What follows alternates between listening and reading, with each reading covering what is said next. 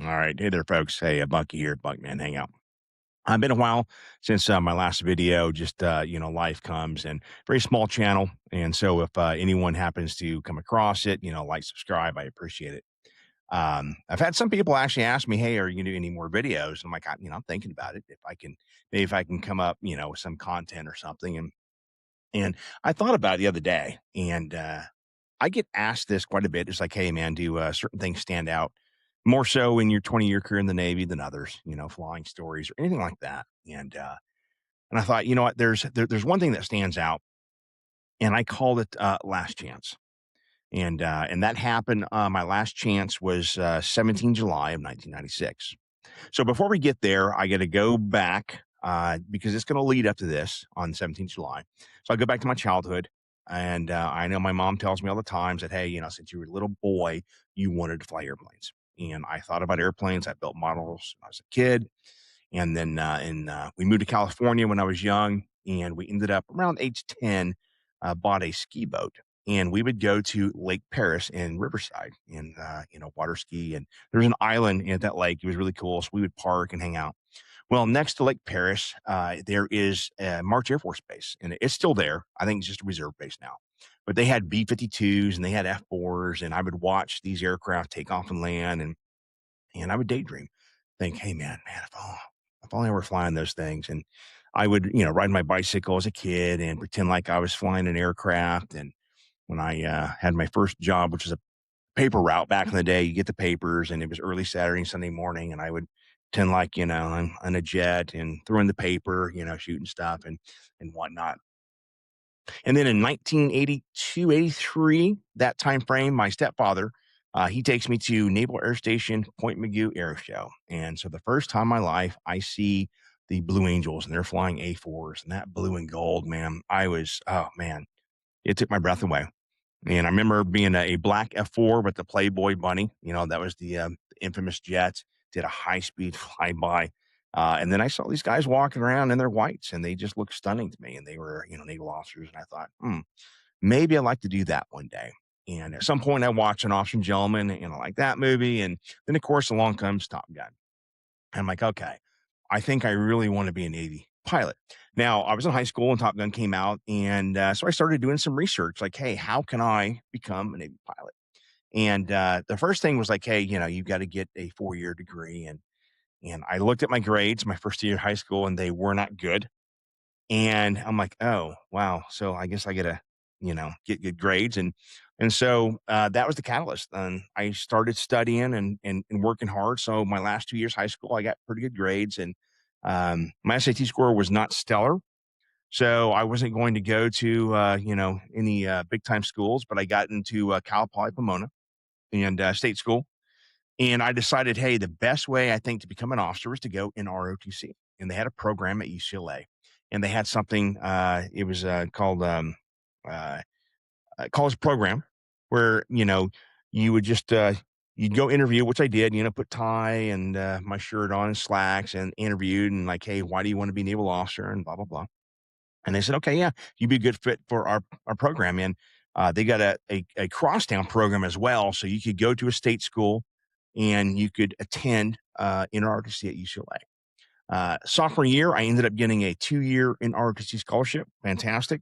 And I was commissioned on 1 April of 1993, and I had been accepted to flight school. And in 19, oh gosh, I started flight school in August of 94. I went to NAS Corpus Christi and BT 27. So it took about 6 months. And at the end of primary, or near the end, you get a dream list. And at the time, because things change over time, we had 3 wishes. So what did I put down? Well, since I was a kid, I wanted to be a Navy pilot. And I said, okay, I want to be a carrier pilot. And that means I got to fly jets. However, you also can fly E2 C2s. And I thought, okay, well, I want to fly jets. If I don't get jets, then I want to fly E2C2 because they're flying off the carrier. And also, you fly jets in training and you can go back and be an instructor. So I put jets first, E2C2 second.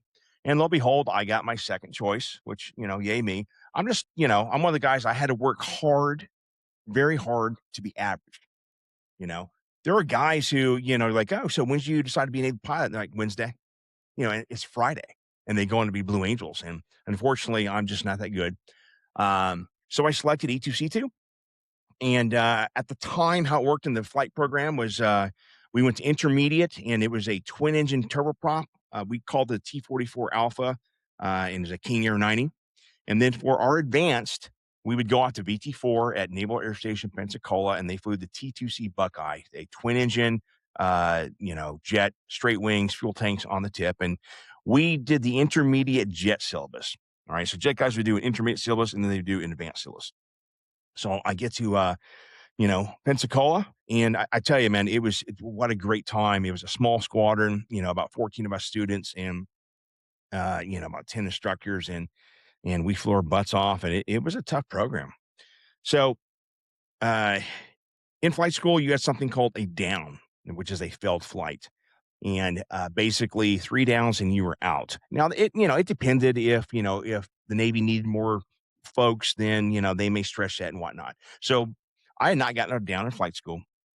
And as I approached the very end of the flight program at VT4, we were doing what was called FCLPs, field carry landing practice. And that section had 10 flights, and each flight you had 8 touch and goes. And you basically were flying the pattern as if you were at the aircraft carrier. And we went out to an outlying airfield, Choctaw, and I was not doing well. And at the end of that, you come up with a GPA. So every pass you do is graded. There's like, an okay pass, which is a 4.0, fair pass is 3. There's a wave off, it's not good. A pattern wave off is 0, a bolter is 2. So, and then you come up with a GPA, and to pass FCOPs, you need a 2.4. And to qualify at the boat, you needed a 2.4. And the max number of looks you're going to get in FCOPs at the boat are 2. And so what I mean by that, if you fail the first, SOP look, you can do it again, unless you've had multiple downs. So I get my first down in flight school, did not do well. So being my first one, I got a second look at FSOPs. Now, if you down it again, that's the end for you as far as going to carrier.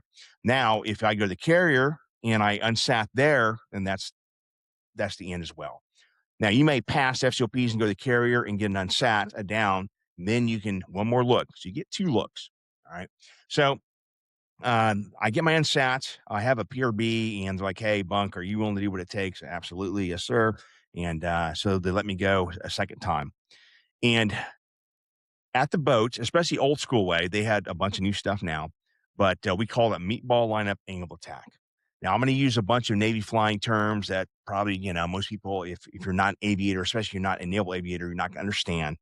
But the idea here is that I'm flying the meatball, which is, on the deck, meatball lineup. That's the lineup. Make sure that you're on center line and angle of attack. Maintaining a certain angle of attack, thus airspeed, gives you appropriate hook touchdown points. You can catch a wire.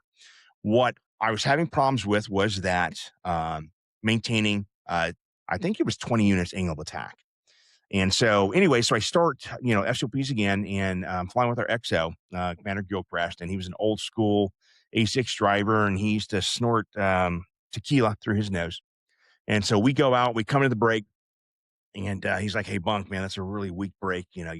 I'll show you how it's done." I'm like, "Oh, okay, roger that, sir." And so we start FCOPs, and he sees the first pass. I get to the 180, which is basically you're across from where you're going to land. You look left, and the aircraft should basically be, I've come in the brake, which means I'm braking, roll out, so I'm going idle, boards, that's your speed brakes. I slow down, gear down, flaps down, and I need to get the aircraft onto an appropriate angle of attack.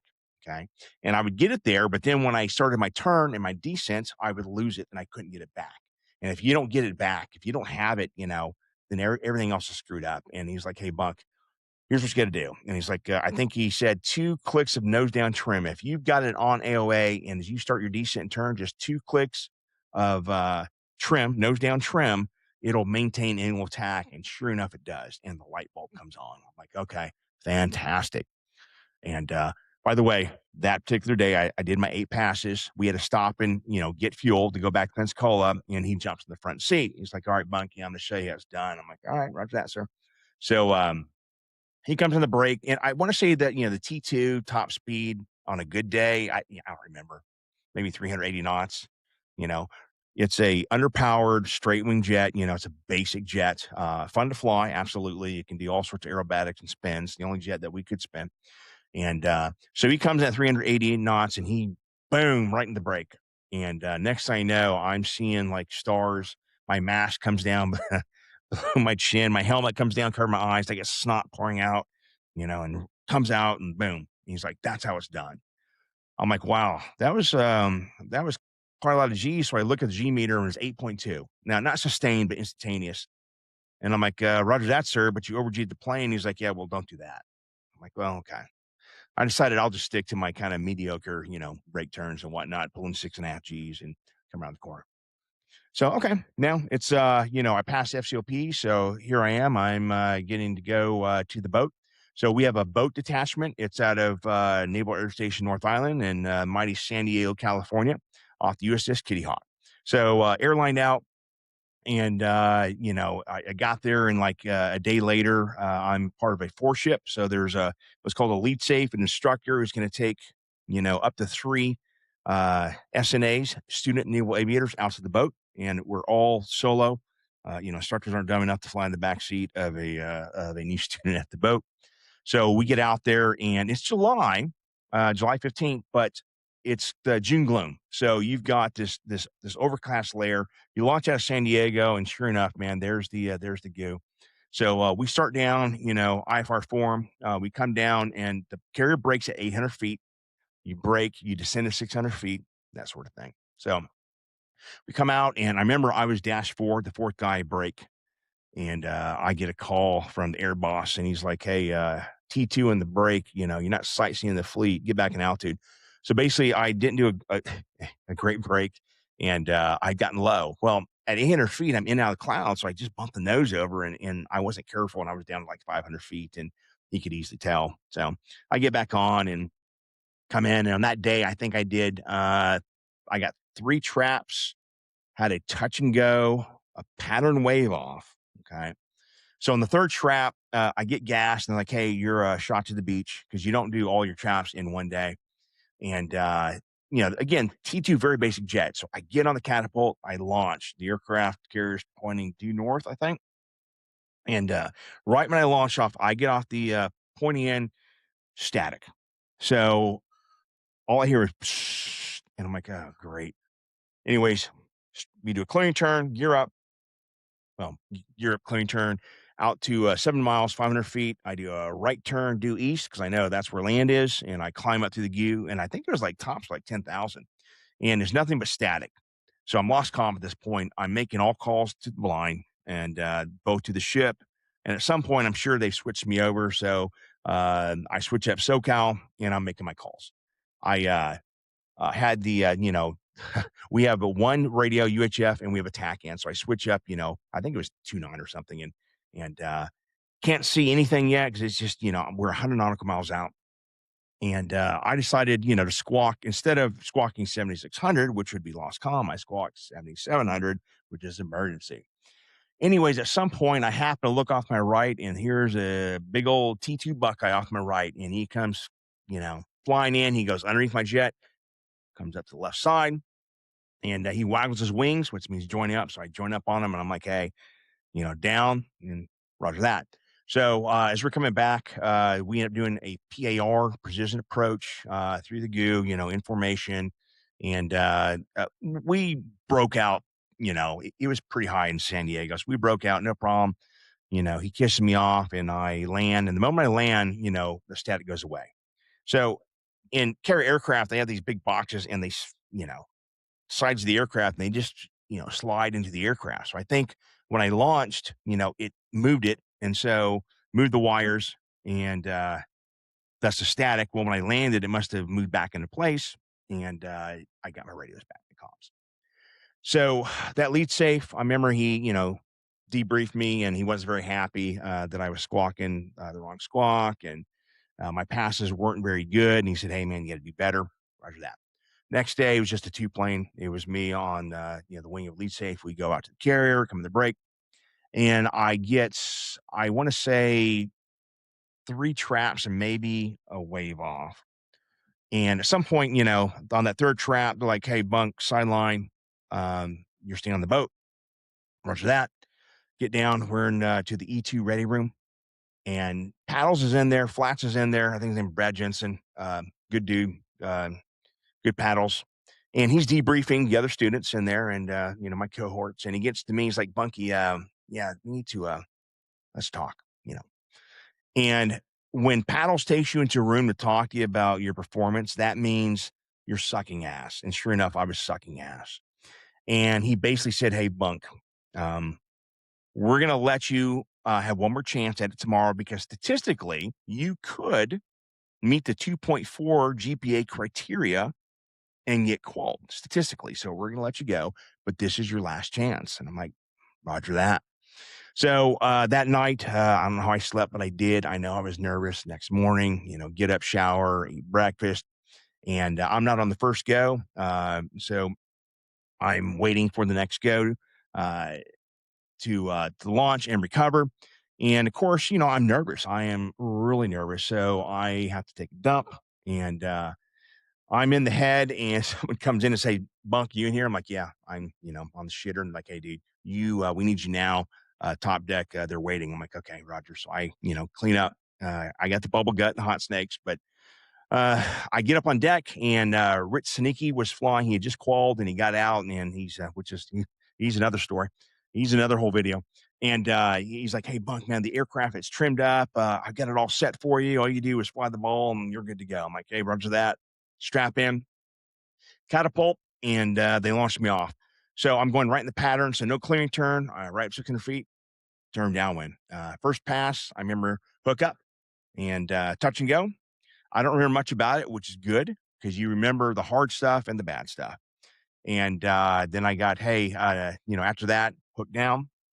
And I did 4 more passes, all hooked down. And on that fourth pass, that would be 10 straps. The yellow shirt, he goes out there and he uses the symbol power back and hook up, and he attacks you, and he did. So boom, hook up, and I hear 810, you're a qual, congrats. And that was probably one of the best feelings in the world. Next to the birth of my daughter, man, it probably, to this point, was the most special moment of my life because in your head, you can picture going all the way back childhood of those days, pretending you're a pilot, and then going to high school and telling everyone I'm going to be a pilot. And then, you go to NROTC in college, you do all the ridiculous drills and, getting yelled at and screamed at. You get commission and you go to flight school, and that's competitive. And, it came down to this, and I wanted to be a carrier aviator more than anything. And I just got that dream. And I wanted to launch off because on this day, the third day, 17 July of 96, it was beautiful out. And then a cloud in the sky. And I thought, man, to go back North Island, go into the break. But they needed the jet for my cohorts. So I caught it off, which, there's the CT right there, which, of course, I would end up flying in the fleet. Get back, and we're all meeting at the legendary I-bar, the real I-bar, not the one from Maverick. And we started drinking, and then we found out that the last 3 or 4, man, they had quals, and so everyone shows up, and it's just an amazing moment, an amazing night. We got our soft wings that punched into our chest. No video of that because it gets quite, guys start to hit you pretty hard. And that was that. And then a week later, we had the hard wing ceremony. So I'll throw out some pictures. There's a picture of us at the I-bar, and we're all completely shit faced. And then the hard wing ceremony, that's when we get, I got 24 karat wings of gold from my parents, which is fantastic. And the best part of that is that we were the last pilot class to be winged at Naval Air Station Pensacola, because after that, BT4, which was the advanced, E2C2 squadron, it was going to training naval flight officers, the backseaters. And when we got our hard wings, the ceremony right above us in the atrium there at the Naval Air Station Pensacola Museum, the greatest aviation museum in the world, in my opinion. I'm biased.